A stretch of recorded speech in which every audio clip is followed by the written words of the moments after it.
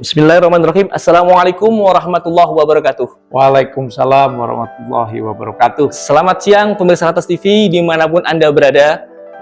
Kali ini kita berjumpa lagi dalam program Tokoh Kita di Ratas TV bersama saya Agus Prianto. Dan kali ini kita bukan kedatangan ya. Ini justru kita berkunjung ya, diundang oleh tokoh yang satu ini. Tokoh ini sangat spesial, biasanya spesial, tapi kali ini sangat-sangat spesial ya kan. Baik dari tokohnya maupun dari tempatnya ya kan. Jadi karena beliau super sibuk, makanya kita bersilaturahmi lah ke tempat beliau. Bang Jaki. Assalamualaikum warahmatullahi wabarakatuh, Bang Jaki. Waalaikumsalam, Mas Agung. Alhamdulillah. Dan apa kabarnya, kabar Bang Jaki? semua pemirsa? Alhamdulillah baik. Ya, pemirsa, izin saya memperkenalkan diri dulu ya kan. Ini Bang Jaki ini adalah saya sebut beliau adalah Ketua DPD Partai Golkar DKI Jakarta. Ya, nama lengkapnya adalah Ahmad Yaki Iskandar. Ya, Bang Jaki ini sebelum jadi Ketua DPD Golkar Jakarta juga merupakan Bupati Tangerang. Ya, beliau Bupati Tangerang yang sangat sukses ya 2 periode. Nah, kebetulan sekarang ini saya mendapat kesempatan untuk berbincang-bincang dengan beliau ya, dan nanti kita akan ingin tahu. Sengaja diundang ke kantor Golkar Jakarta. Alhamdulillah. Untuk DKI sendiri, nah, ya. Apakah Bang Jaki sudah melakukan upaya-upaya untuk terus menjaga stabilitas suara gitu kan? Termasuk juga nanti ke depan apakah punya proyeksi kemenangan berapa persen untuk DKI Jakarta, pasangan Prabowo Gibran ini, Bang? Jadi dimulai dari bulan Juni Juli kemarin, itu memang posisi kita masih jauh di bawah posisinya Pak Anies. Ya. Ya, tapi dalam berjalannya waktu, alhamdulillah sekarang sudah bisa mendekati perolehan Pak Anies ya, secara persentase. Apalagi hasil dari debat kemarin. Ya. Debat pertama dan debat kedua ini membuat kami tim kampanye daerah DKI Jakarta yang juga melibatkan beberapa mitra dari partai politik lain ya, menjadi bersemangat, tambah semangat, tambah motivasi, dan juga tambah energi untuk terus bergerak di masyarakat, memperkenalkan, memberikan informasi dan sosialisasi baik mengenai Pak Prabowo maupun Mas Gibran, dan yang paling penting adalah yang dirasakan oleh masyarakat, program-program kerja strategisnya nanti. Salah satunya yang sedang kita galakan adalah makan siang dan susu gratis untuk anak-anak sekolah. Nah, ini sangat penting sekali karena kalau kita jelaskan secara sepotong-sepotong, ini pasti akan ada banyak kontroversi. Tapi kalau kita jelaskan secara utuh tujuan dan kemudian juga efek dari makan siang dan susu gratis untuk siswa-siswa sekolah, ini akan dirasakan oleh masyarakat langsung. Ya. Setelah jelaskan lengkap Bang, ini biar masyarakat tahu nih. Jadi program ini nantinya bukan saja bisa menjaga kebutuhan asupan gizi bagi anak-anak kita, terutama anak-anak sekolah dasar dan juga sekolah menengah pertama, tapi juga menggerakkan ekonomi sekitar sekolah tersebut. Di mana nanti BOS bantuan operasional sekolah akan ditambah tentunya baik oleh APBN, APBD provinsi maupun APBD kota kabupaten se-Indonesia dalam rangka memberikan layanan makan siang dan susu gratis untuk anak-anak. Di mana nanti tim dari PKN itu akan, apabila terpilih Pak Prabowo dan Mas Gibran, itu akan memberikan prioritas kepada seluruh pedagang-pedagang UMKM yang berada di lokasi sekolah. Bayangkan kalau misalkan kita berikan pendidikan, pelatihan kepada tim.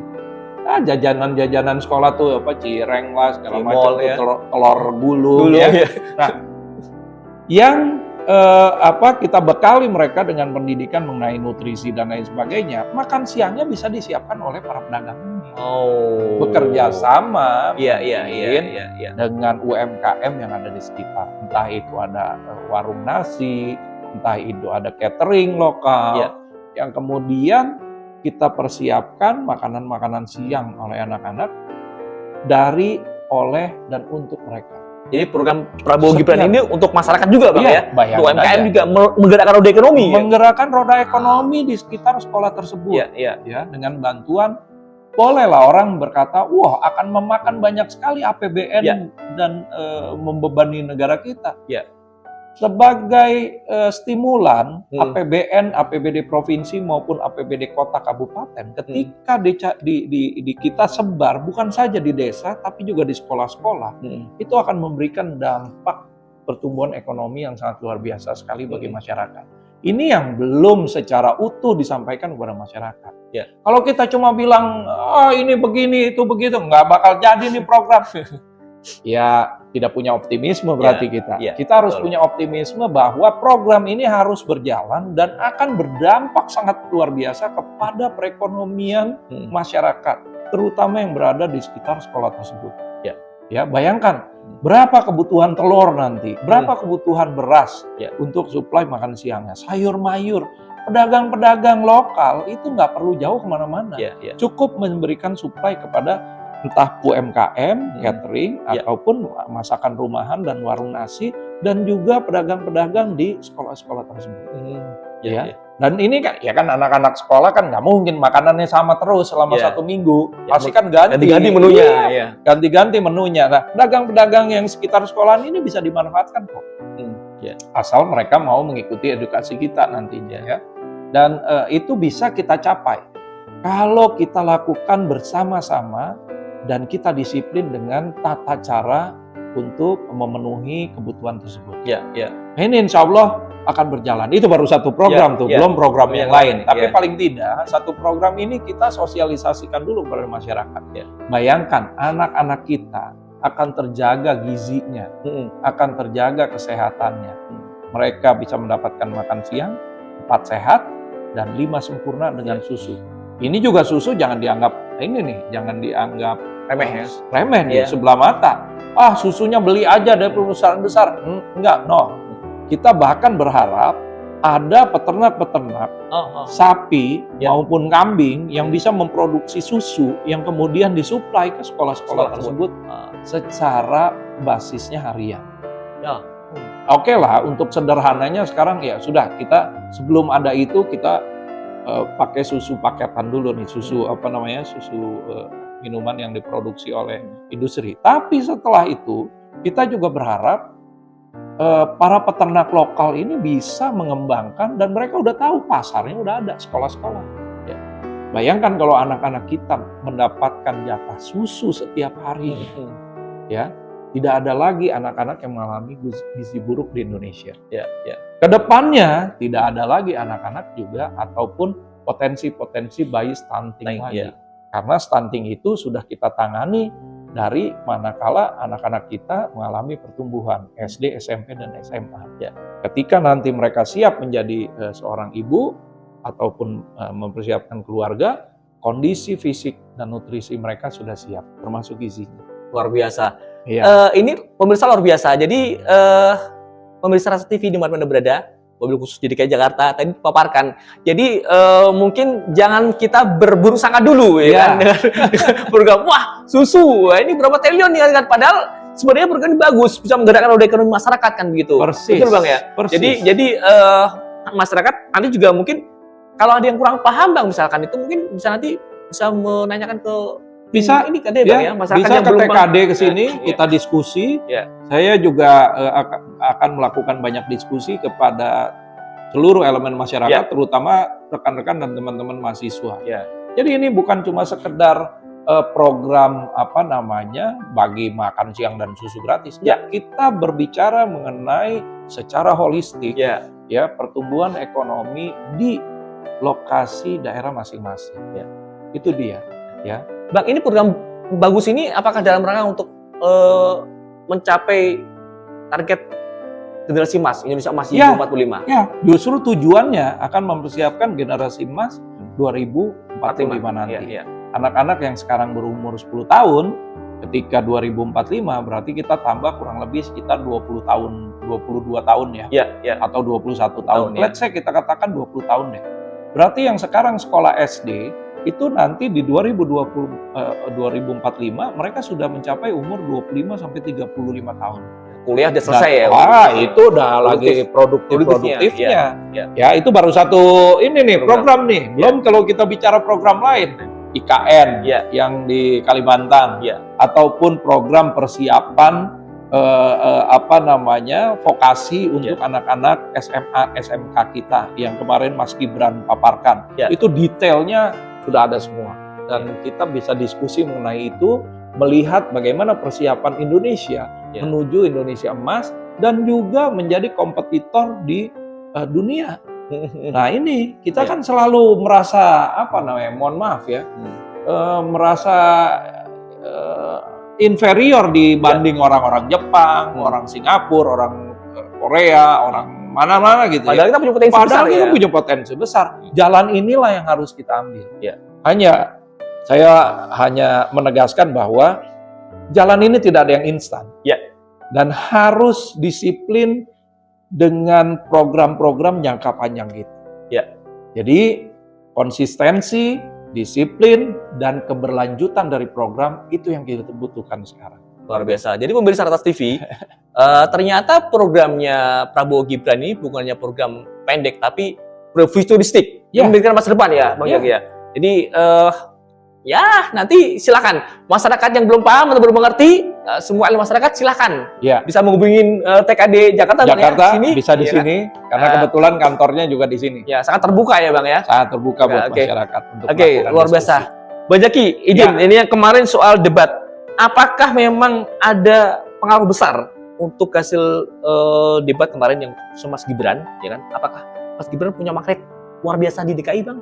Setelah debat kemarin Bang? Alhamdulillah, setelah hasil debat kemarin, pandangan masyarakat, khususnya masyarakat DKI yang rasional terhadap kemampuan Mas Gibran, itu jauh berbeda sekali sekarang. Apalagi dengan gaya khasnya anak-anak muda sekarang ya. Mudah-mudahan ini memberikan dampak positif kepada keyakinan dan kepercayaan masyarakat untuk memilih pasangan Prabowo Gibran. Sangat luar biasa sekali. Jadi saya sangat yakin bahwa apa yang disampaikan oleh Mas Gibran itu dengan bahasa yang sederhana dan bisa dimengerti oleh masyarakat. Kemudian juga program-programnya implementatif. Banyak sekali yang memang menimbulkan pertanyaan-pertanyaan. Tapi sebetulnya di Tangerang juga ada kok. Misalnya perpindahan ibu kota. Dari Jakarta ke IKN.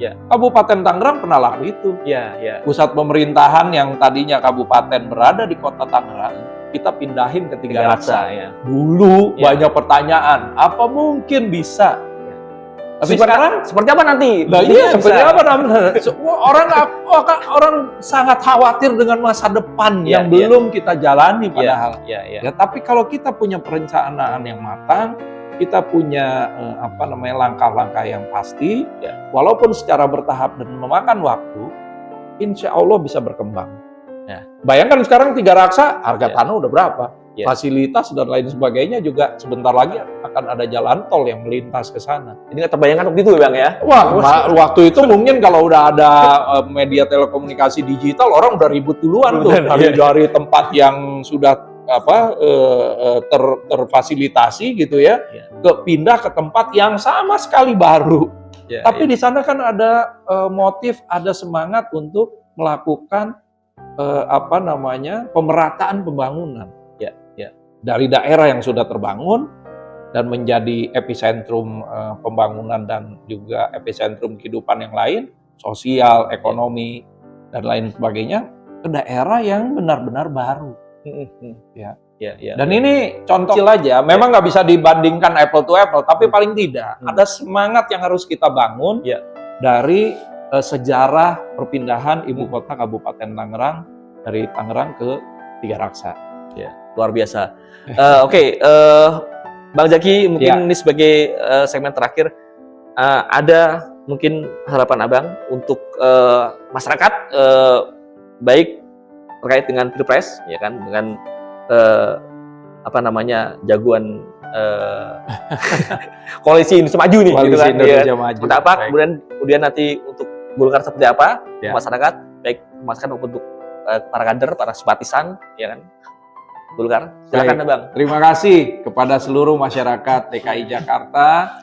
Saya Ahmed Zaki Iskandar, Ketua DPD Partai Golkar DKI Jakarta, dan juga Ketua Tim Kampanye Daerah untuk pasangan Presiden Prabowo Gibran, mengajak dan menghimbau pada seluruh masyarakat untuk hadir ke TPS dan memberikan suaranya pada tanggal 14 Februari 2024. Ingat dan catat itu, suara kita sangat berarti untuk menentukan masa depan Indonesia di masa yang akan datang. Dan tentu saja dengan program-program Partai Golkar ya yang realistis, kemudian juga dengan persiapan para personil calon anggota legislatif, pimpinan daerah yang sudah dipersiapkan oleh Partai Golkar yang matang dan berpengalaman, serta program-program strategis nasionalnya Pak Prabowo Gibran, ini mudah-mudahan bisa memberikan kepercayaan kepada masyarakat untuk memilih Partai Golkar, kader-kader Partai Golkar, dan Pak Prabowo dan Mas Gibran sebagai Presiden dan Wakil Presiden Indonesia.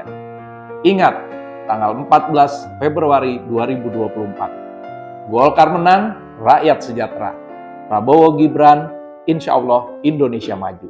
Terima kasih. Wassalamualaikum warahmatullahi wabarakatuh.